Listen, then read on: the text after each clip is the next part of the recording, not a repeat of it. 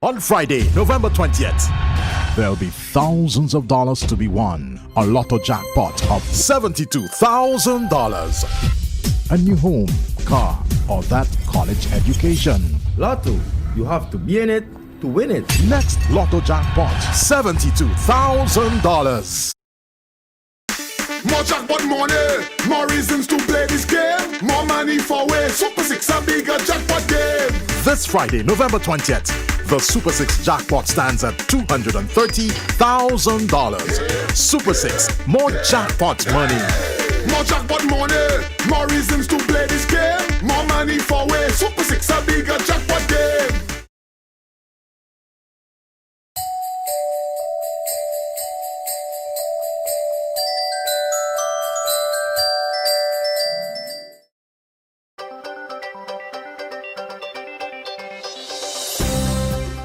This evening on the VC3 News Update, 5 new imported COVID-19 cases recorded by the Ministry of Health in SVG.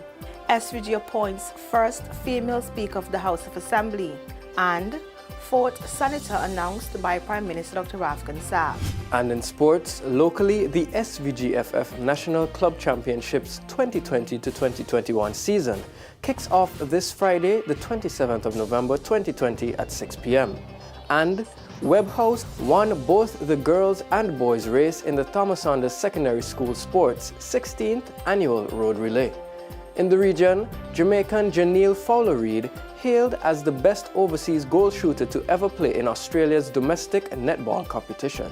Join us at 7 p.m. for these stories and more on the VC3 News Update.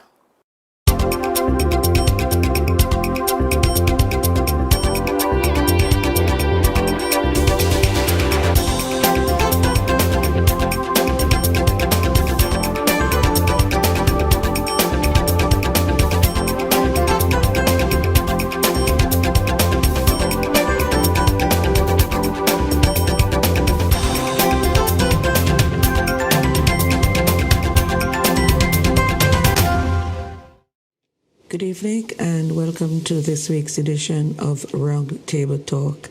As you know, elections in St. Vincent and the Grenadines have come and gone. They were held on November 5th, 2020, and the ruling Unity Labour Party retained office.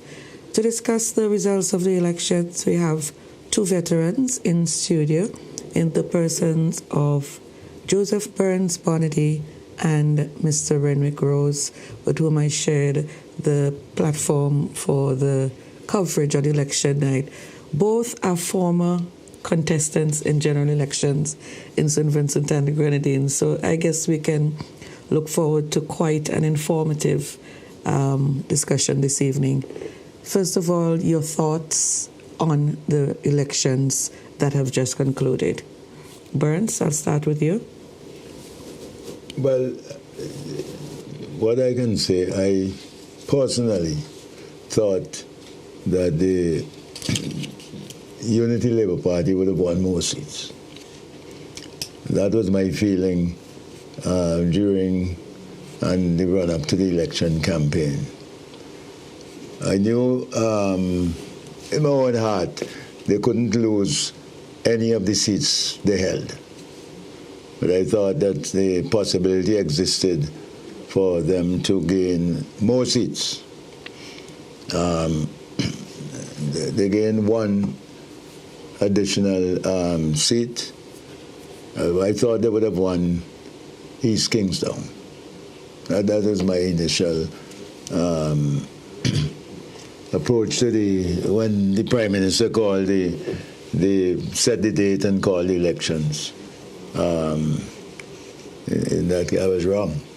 But the point is that at least they won one more seat. But the reason why I said so and thought that way, I was under the impression that the party had done enough during the last 5 years, taking into consideration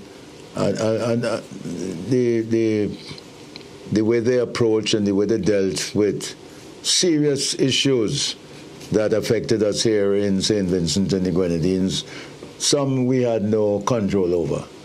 But I thought that the Prime Minister done a good job in managing the economy, and that Vincentians would appreciate that. But politics is a strange thing.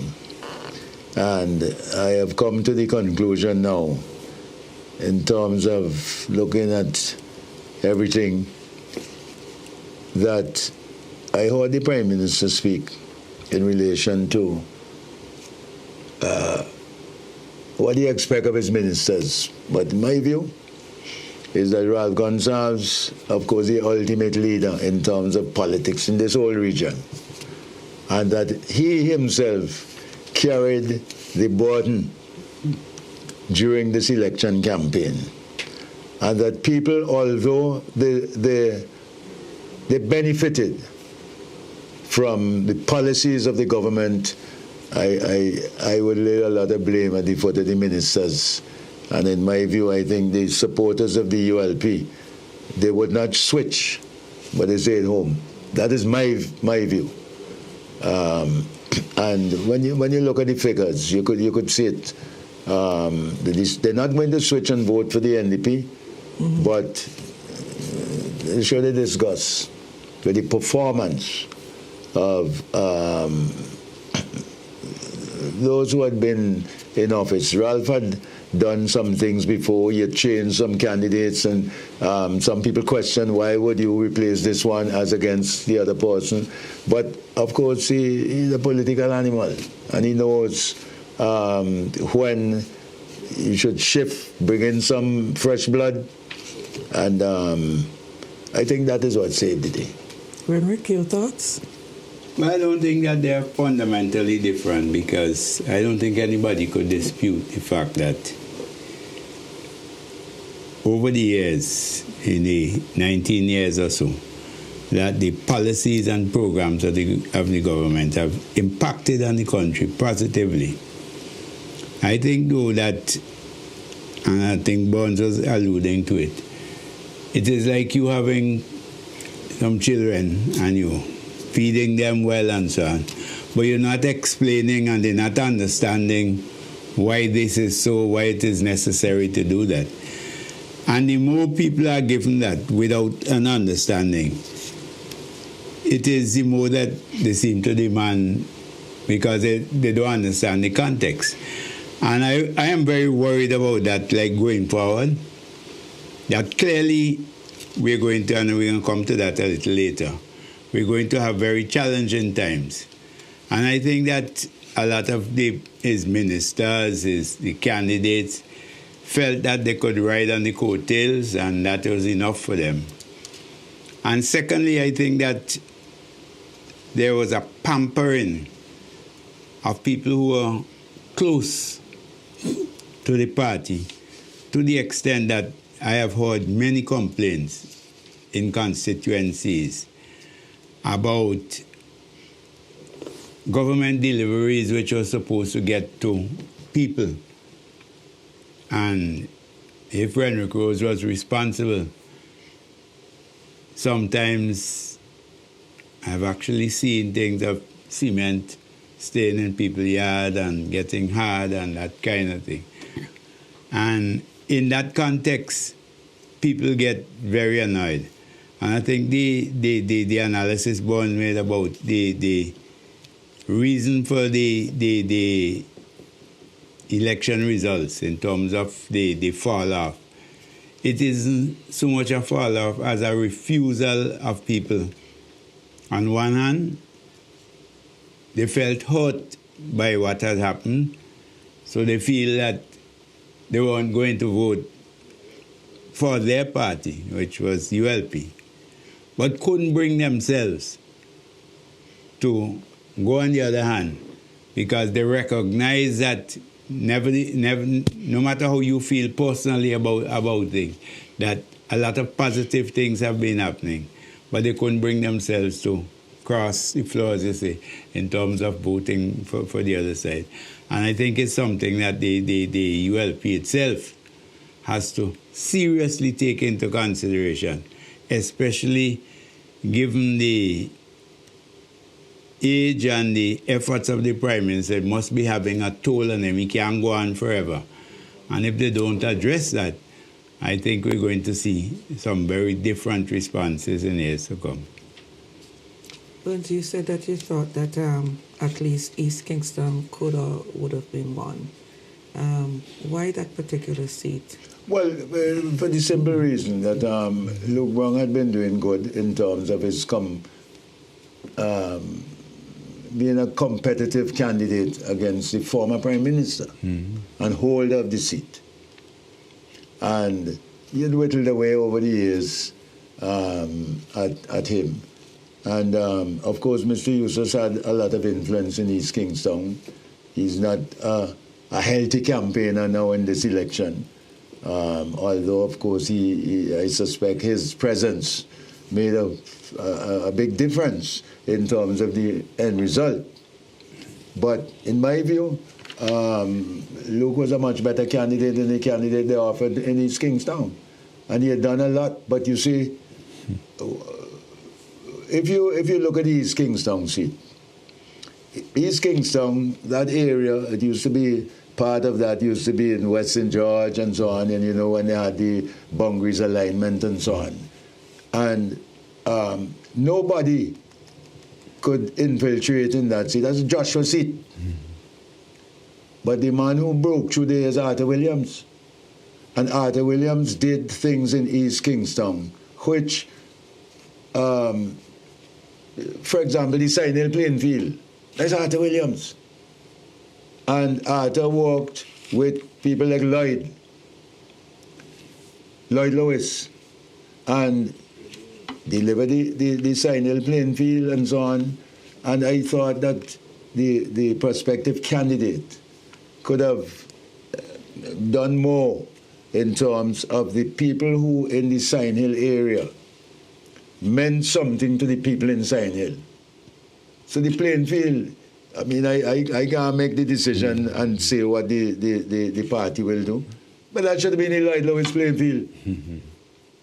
You understand? But Lloyd Lewis was not a supporter of Arthur Williams. But he walked with Arthur Williams, he walked to the people, and Arthur delivered that playing field. But at that particular time, that was part of East Kingston? Well, West St. George. Okay.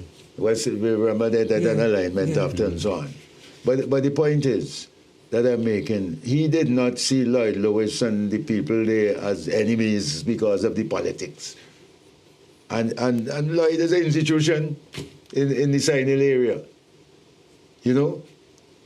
So I think in retrospect, when you look back as a politician, you would see there are things that you could do that the people in the constituency would say, well, okay, I appreciate what you're doing, and could now turn their attention to say, well, let me see what else. I mean, look, there's a lot of things in that area. The park down in Walbury, we did certain, but politics is a strange thing.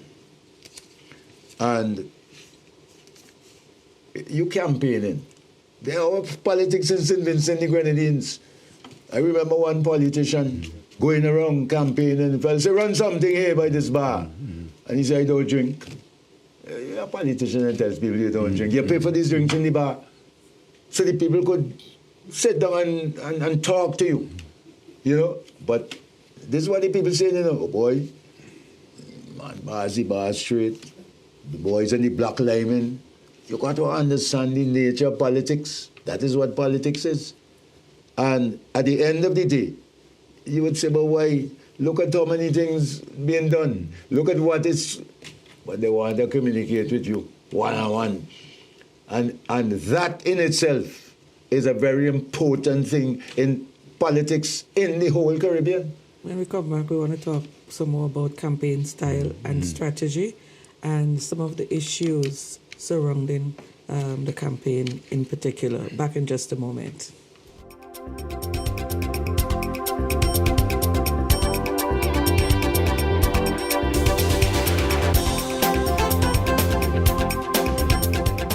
Fire and dice. together on one scratch ticket can make your dreams come true. Yes, it's Fire and Dice. The new $10 scratch game with thousands of dollars to be won. Match your numbers with any of the winning numbers and win the prize shown up to $125,000. You can double or triple your prize with Fire and Dice. Available from all lotto agents and runners. There's cash to catch with just a scratch.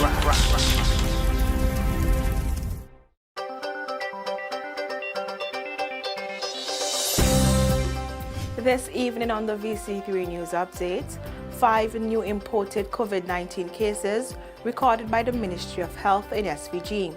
SVG appoints first female Speaker of the House of Assembly, and fourth senator announced by Prime Minister Dr. Afghan Saab. And in sports, locally, the SVGFF National Club Championships 2020 to 2021 season kicks off this Friday, the 27th of November 2020 at 6 p.m. And Webb House won both the girls and boys race in the Thomas Saunders Secondary School Sports 16th Annual Road Relay. In the region, Jamaican Janelle Fowler-Reid hailed as the best overseas goal shooter to ever play in Australia's domestic netball competition. Join us at 7 p.m. for these stories and more on the VC3 News Update.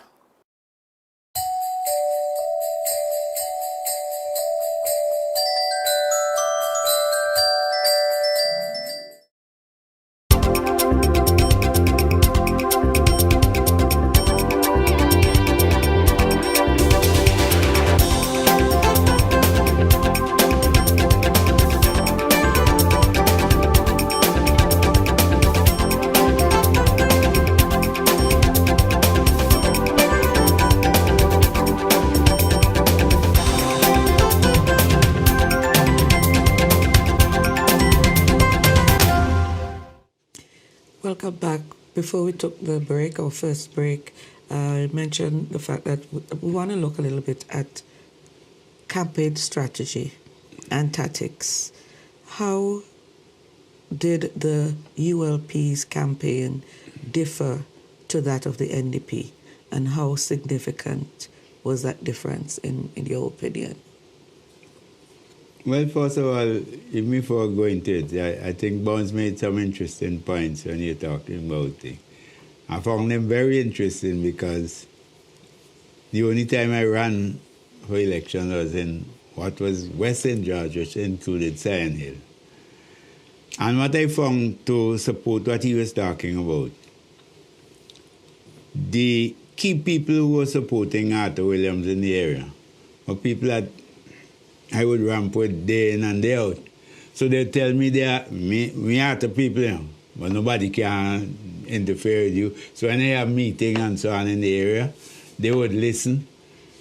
I know they're not voting for me, but at least that allowed you access. And interestingly, it is the only polling station which I beat Arthur in that election, right? So it tells you about that whole thing of how you relate to people, and I think this was important because to me that was one of the weaknesses in the election. Again, there was an over-reliance on the part of the ULP and Ralph Gonsalves that he has to go in every constituency.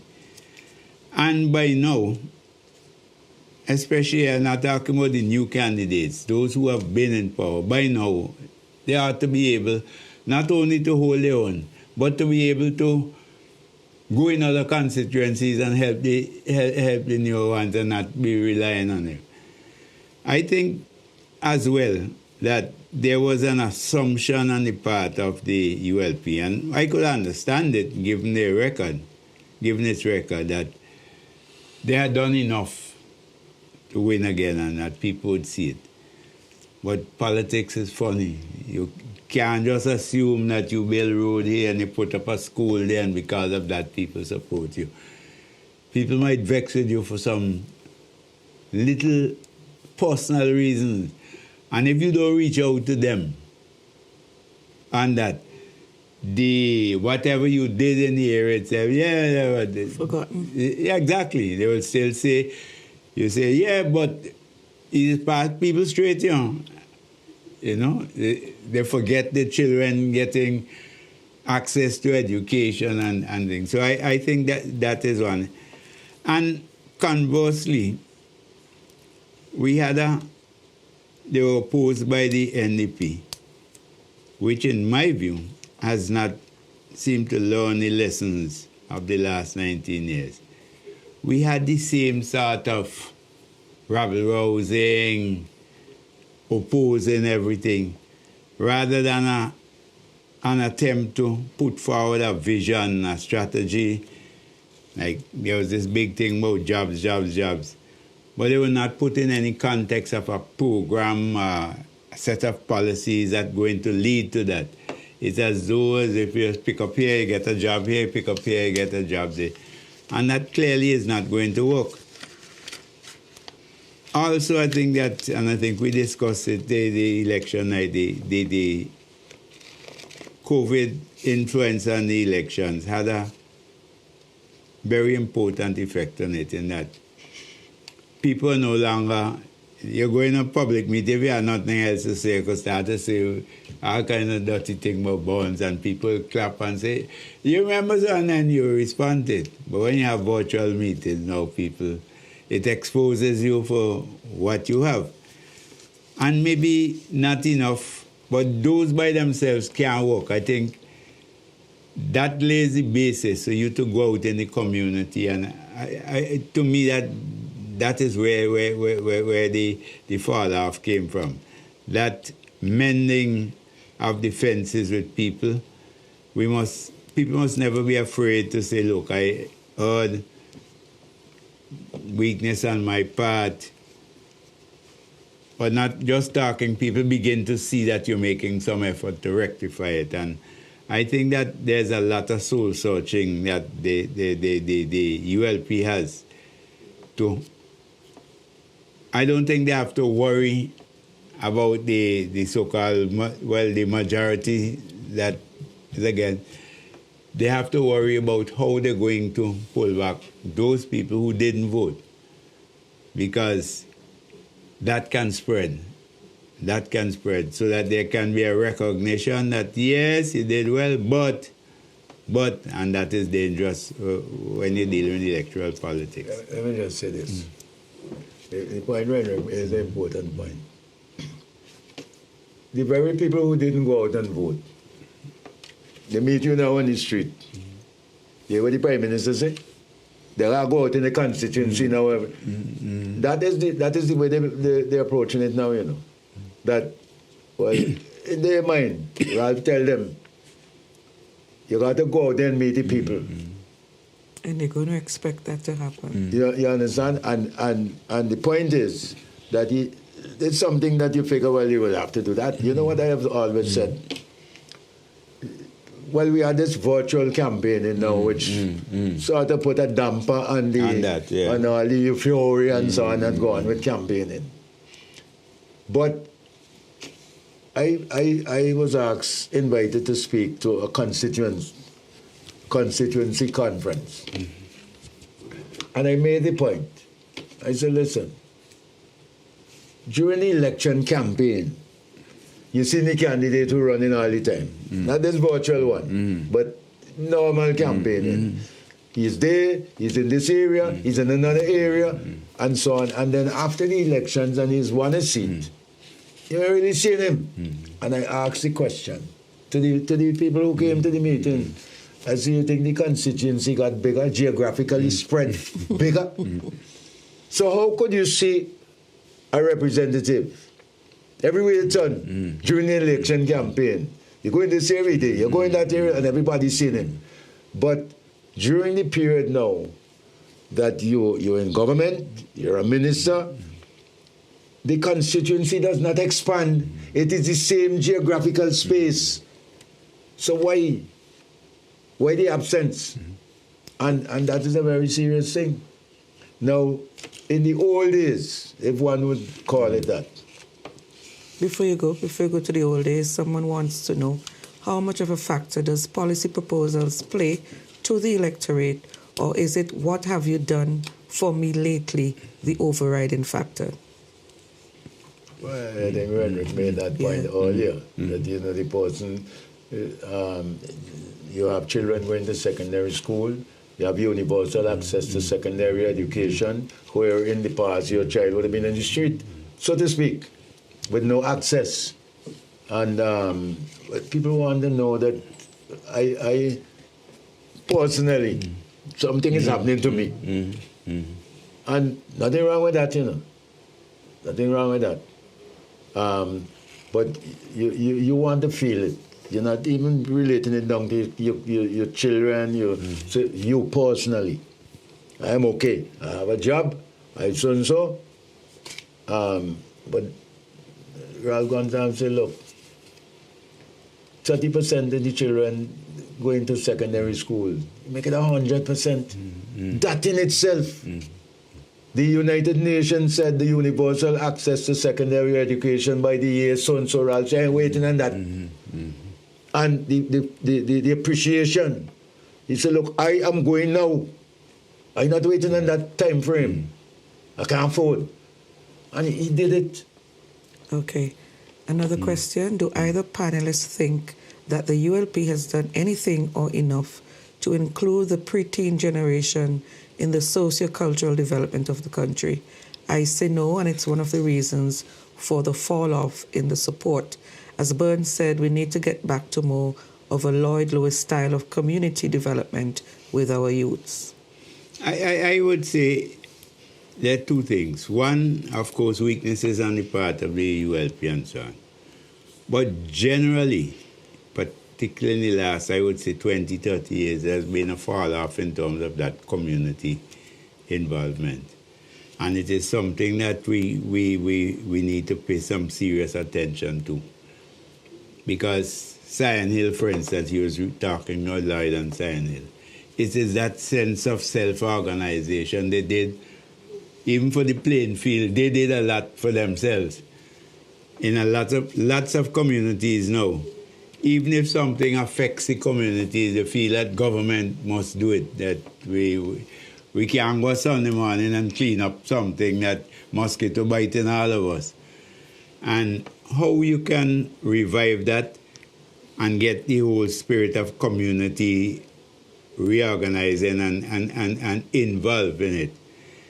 I think part of the initiatives, the responsibility for the initiatives lies on the people who represent the parliamentarians. That people go all out to support you. And I was making the point on election day. When I stand up in a line for 2.5 hours. It's easy to ask people to go stand up in a line and hot sun or rain and to go vote for you. You don't really realize what's happening is somebody making a commitment. You don't think in their own mind. They need to see something on your part over the next 5 years to make them feel that that was worthwhile. And I think that was one of the problems. I saw a particular candidate at a polling station, and he come to vote like everybody else and didn't find the time to interact. You can't campaign, so you're not campaigning in any case. But just say morning, you know, just to give. Now here you are possibly going to vote for that person. It could have an impact on you getting anybody anyway. Very interesting. Things like that. In addition to that. Yeah. Burns, before you take that point, we'll come back. Just we are due for a break. We'll be back shortly.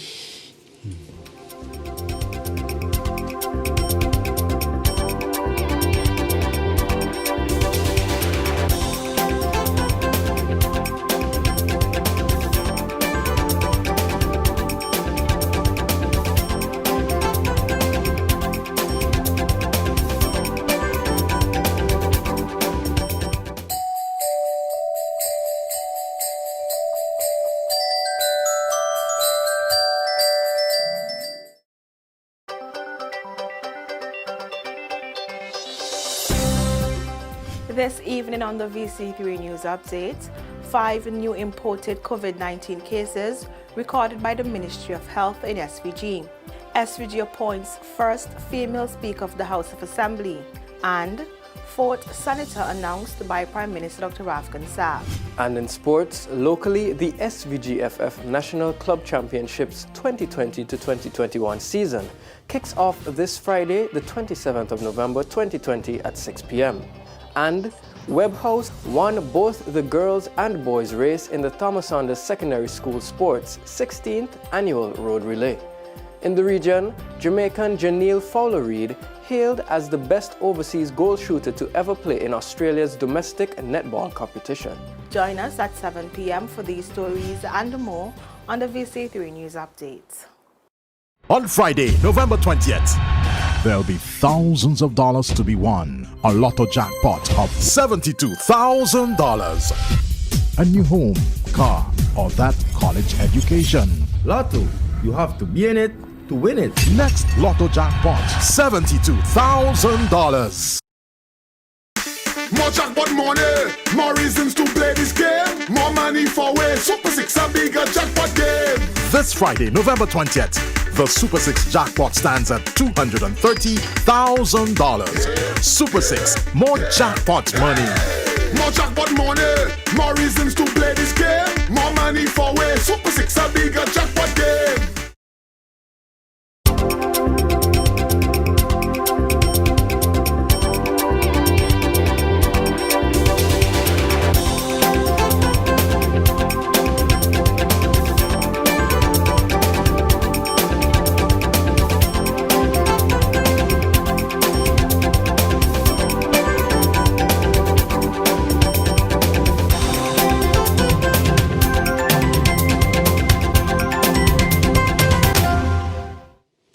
Welcome back. Buns, before we took that last break, you were about to make a point, I think, following up on something that Renwick... Well, the point I was going to make in relation to people who in a line long time in a line. And to just to reinforce the point, but when it comes to young people now, they will line up to go to a show around the park. They will, but to vote, 1 hour. So long this thing is 6, sometimes they must be voting for the first time. And they're gone, they'll come back. That's their attitude. I'll come back, man. You can't, they're busy, they're going to do something. And that is what happened with a lot of young people who would have benefited, if you want to put it in that context, from the education revolution. More than anybody else, yeah. And who would have been supporting the party, but now you come to the crucial time. They're busy. They supported the party the night after when they hear the win. See them outside the party offices with the jersey and so on. The Babylons made the point that the victory night, the crowd that, the record crowd that the ULP had at Arnesville doubled. So you say, well, how do we change this? It's difficult. It's difficult to you see, it's a sort of mindset with people. People appreciate and understand that progress is being made.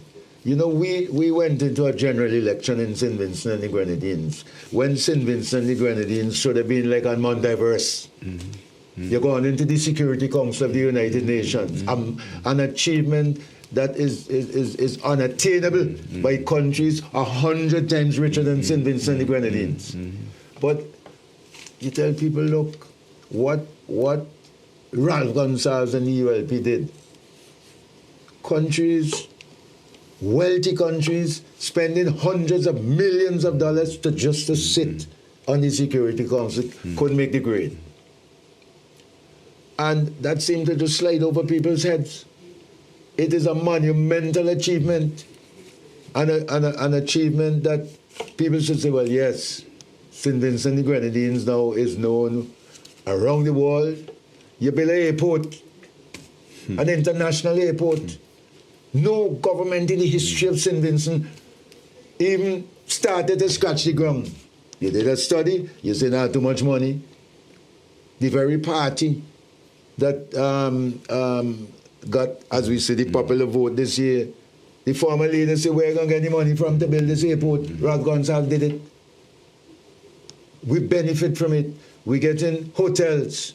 COVID, Hamburg, a lot of the hotels, but the signatures there already. The people coming in now, they're going to start to build. That is creation of jobs, thousands of jobs. But then somebody say, oh, jobs, we're going to create jobs. So what kind of jobs are you going to create? Jobs. But you know what's going to be created because you have hotels being built. The airport is here. And you know, jobs will come with that. And it was the old adage, which come first, the chicken or the egg. You build a hotel, then you get the airport, and all these things happening. So you had a lot of things on the ULP side, where people say, yes, I am satisfied that the country moving forward. Cap Stevens wants to know, what about the quality of candidates today? Do they really represent?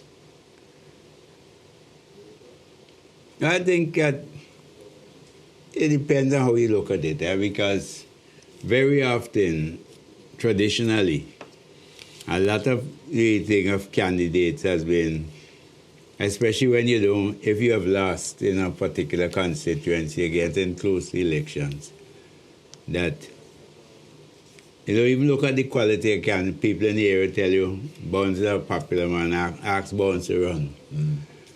And very often you feel that you couldn't carry the campaign for him or her.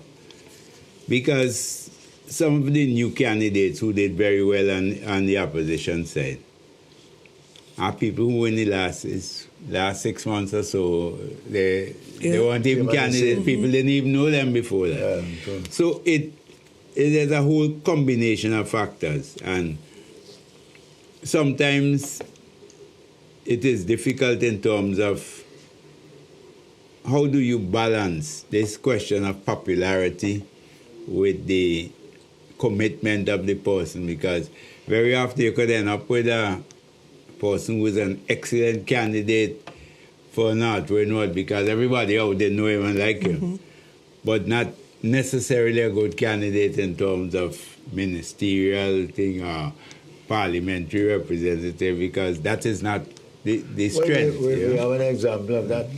Remember Morton Williams won his seat on Sir James. And whatever happened, the famous statement, I'm putting him under my wing. In other words, I'll give you a chance to do your thing, whatever happened. Now, let me pull you back and put it on my wing. Of course, he even went and formed his own party and what. But it's just to reinforce the point Renwick is making, that you might have somebody that is very popular, win a seat, and sometimes don't even look at their own position vis-a-vis even the leadership of the party and things like that. And yeah, there's a comment. The party in trouble. There's a comment. I am one who didn't vote. The PM has done more than enough, but my representative has lost me. It's like we don't exist, and the PM should reshuffle the caretakers in the respective constituencies. Is a fair comment. I think it's something that they need to, because sometimes not because you ran and lost, it means that you may be the best person in terms of caretaker, because a caretaker has a responsibility. It's not just you sit there and wait till the next election for people to do, You having contested, you have a responsibility to make people see that you have lost, the person has won, but people have a chance to compare both of you in relation to the constituency itself. You're not a minister also, especially if you're part of the party that won and the opposition won. None of you are in government, but you have a responsibility to show people that, look, if you had voted for me, the things that you are doing, the involvement you have in it will make people say, man, I'm sorry, you should have voted for him. That kind of thing, You can't just feel that you will be there and ride on the coattails of the party next time. But you see, there's a very important thing. You know why? Because if as the people say, if you read the Prime Minister, the present Prime Minister now, you know the party can come back with all the candidates that run in this election. So that is why it's very important, in that you got to have a understudy, somebody there who would have,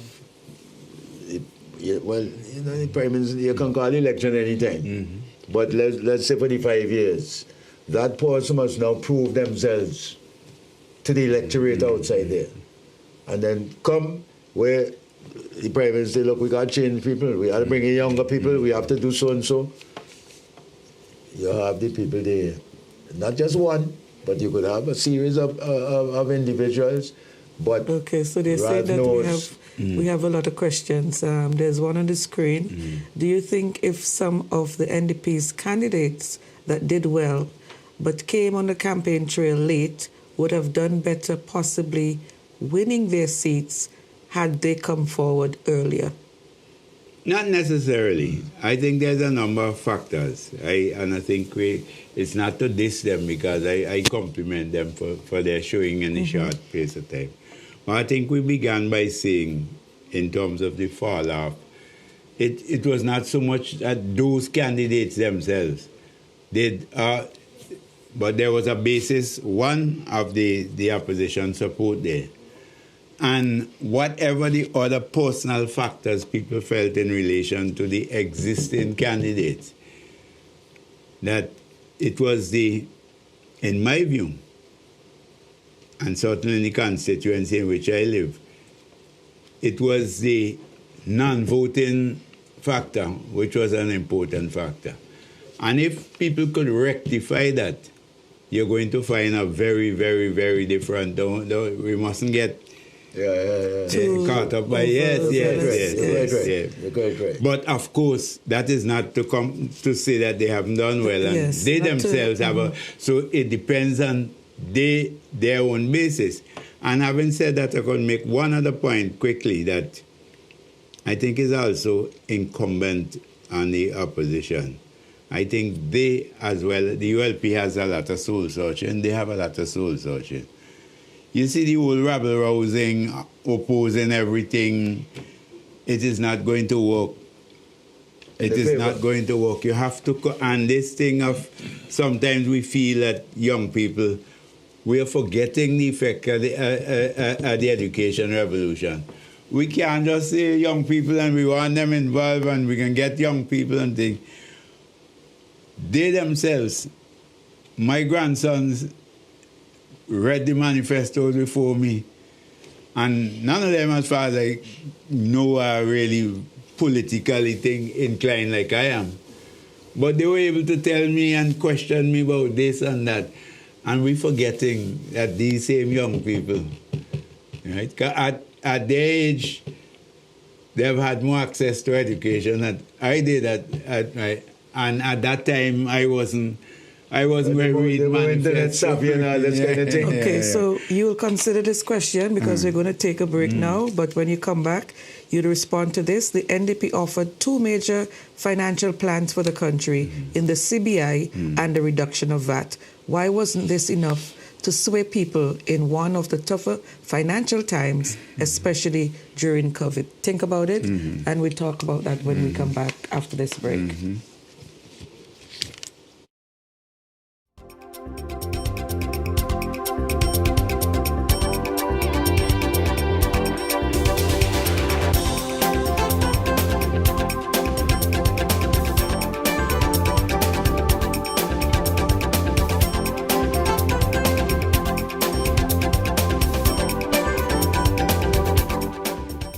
Fire and dice.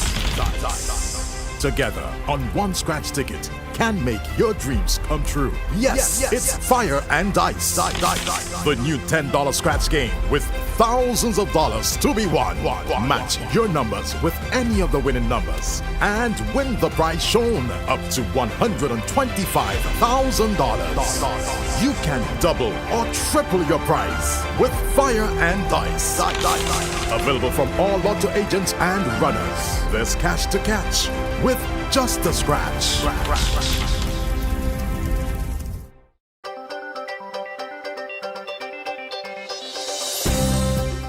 This evening on the VC3 News Update, 5 new imported COVID-19 cases recorded by the Ministry of Health in SVG. SVG appoints first female Speaker of the House of Assembly, and 4th Senator announced by Prime Minister Dr. Afghan Saab. And in sports, locally, the SVGFF National Club Championships 2020 to 2021 season kicks off this Friday, the 27th of November 2020 at 6 p.m. And Webb House won both the girls and boys race in the Thomas Saunders Secondary School Sports 16th Annual Road Relay. In the region, Jamaican Janelle Fowler-Reid hailed as the best overseas goal shooter to ever play in Australia's domestic netball competition. Join us at 7 p.m. for these stories and more on the VC3 News Update.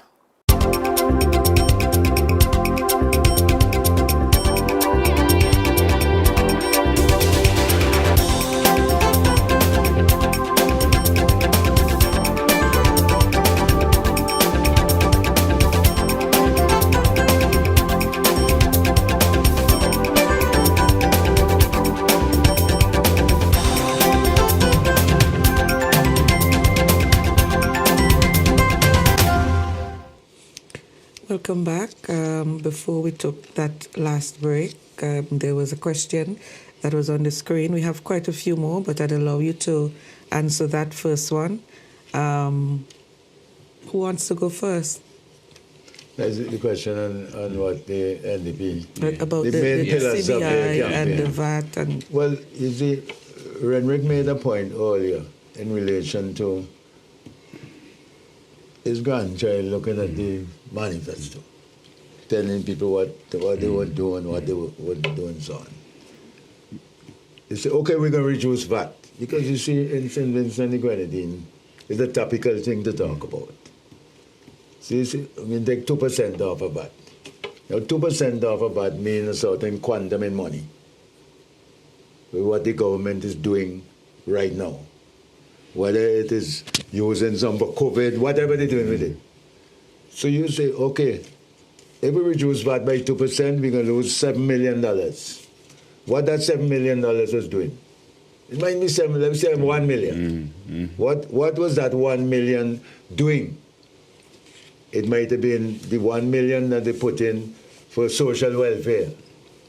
So it means that you will have to make some measure of adjustment. Because you see, when you're not in government, it's easy to say things. But when you get in, and so far,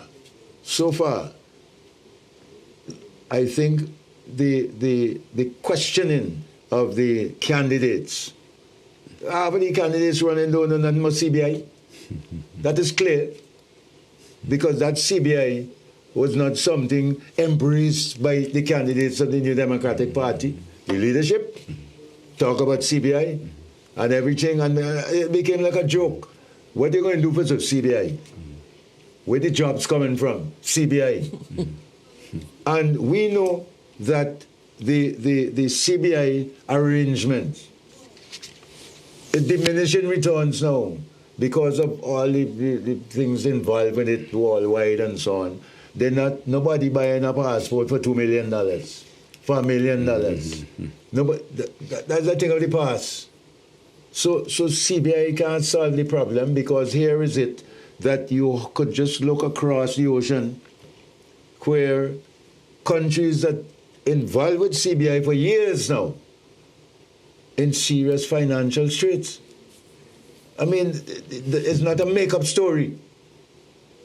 People, they laying off people.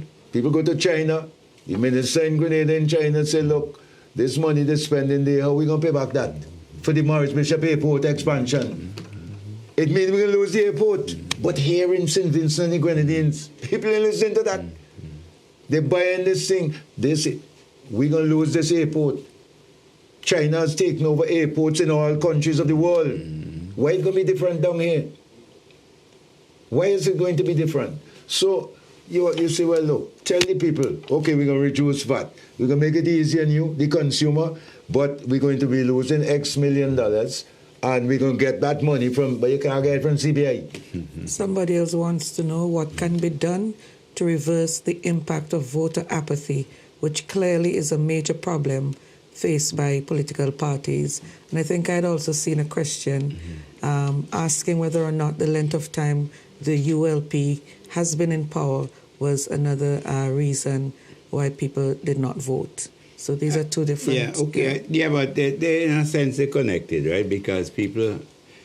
It is a fact, and I don't know to what extent the ULP took it into consideration. The longer government is in power, that is a fact. The political fatigue, people saying the same thing.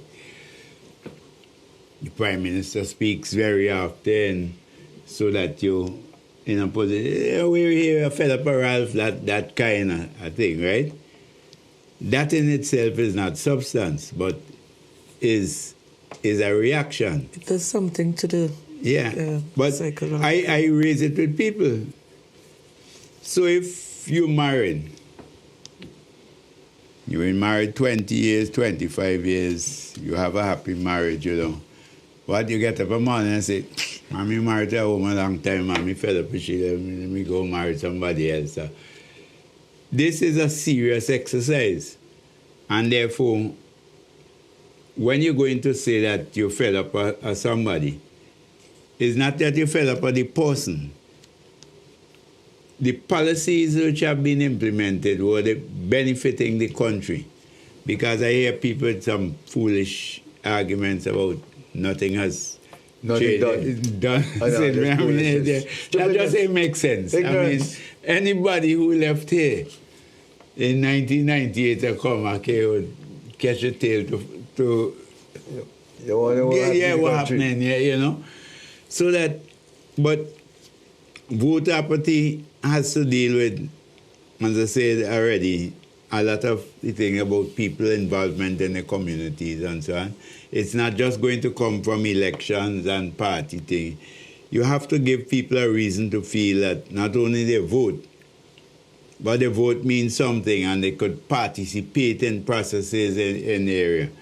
And one of the things that seriously needs consideration, there are different ways of doing it, is this whole question of local government. You can say that, as the Prime Minister said, the country too small, but it doesn't matter the size. It is how could you adapt that farm to suit your own size and thing. It doesn't have to be the old tongue board, you know. We have come a long way from that. Now, how could we devise ways and means to get people to feel that they have a say in their own community? Right, they don't just vote, right, and you wait till next time. Very important. A point I made, Teresa, in another forum. In the old days, Renwick, the political parties, whether they be government or in opposition, came to the people every week, you know. Every week. They come and give an account of the stewardship. Wednesday and Thursday. So you know, let me hear what happening now. The government Wednesday night and tell the people, so they're communicating with people. And then the opposition now the next night coming out to give you, not like what you have now. I mean, you have an opposition that went into their own parliament in the party headquarters and then want to come back and tell people they're serious about politics. You know? But you used to go and listen and you hear the political leaders giving an account of his stewardship every week. And any new political party coming on the scene got to follow the same trend. They have to go there and tell the people this is what we're going to do. This is how we're going to do it. And the people look at you and they look at the parties they have in existence and they make the decision. They made the DFM had to go Of And course. Kenneth and Palmer, they had Everybody, to go. you have to go there. Yeah. You have to go there and do the exam among the electorate. Different kind of politics. Now, we didn't get a chance. I mean, we had less than 4 minutes away from close, and they're very interesting. We didn't look at numbers, but I think we need to say something about the new buzzwords, popular vote. Yeah, I did a piece in the paper about putting it in Carnival in terms of Bonadie and People's Choice, right? But there's a lot of misconception in it. Clearly, well, of course, in 1998, by 1998, when that first force raised, right, the opposition got 55% of the vote, as against 45%. There's a huge difference between a 50.5 and a 49.5, right? So that in itself is. Secondly, there are a number of things that people attempting to deal with facts and figures. In the case of our own constituencies, a division was made to bring a second constituency in the Grenadines, right? If you put the registered voters in the two Grenadines constituencies together, there are, I think, at least 5 or 6 single constituencies which have more votes than the two of them together. So that you have to be careful about, you have to be mindful, clearly, that if the opposition has, in terms of votes cast, but you can't make it as that is the be-all and end-all. And finally, the point made is that the opposition had campaigned to keep the system, when the government had proposed in the constitutional reform to change that system. They had said they want the first past. If you want that system, that's what you can win. You can win in East Kingston by 10, well, not say 10,000, I say 2,000 votes, by 3,000 in West Kingston, and so on.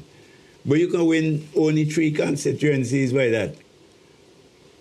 And the other 12 are lost by small things, so that overall, you have a majority of the voters, of the votes cast. But in fact, in 12 other constituencies, people vote. So you have to be very, very, very careful about that. And of course, there's the whole thing that of the turnout and people didn't vote. And I think, therefore, that when you go into any arrangement, you accept that this is how it is. It's going to be counted on the basis of seats won. Let's deal with that and let's move on in terms of if we just feel quickly to change. before You go ahead. follow up on you. Renwick, during the constitution, you didn't elaborate, but during the constitutional arrangements and so on, provision was made for that. In addition to first past the post, you look at the proportion of the votes cast.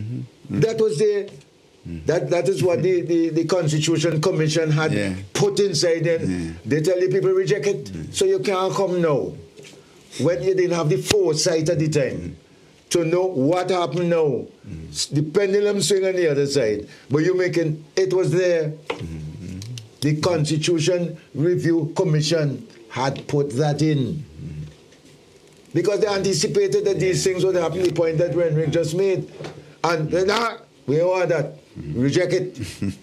And that is not the only thing. A whole host of things that had been in the Constitution for the reform. Remember Leacock said better than what they have? Mitchell said, if you touch that, they're coming after you, my friend. So now, you can't come now and crying now. Yes. It was there.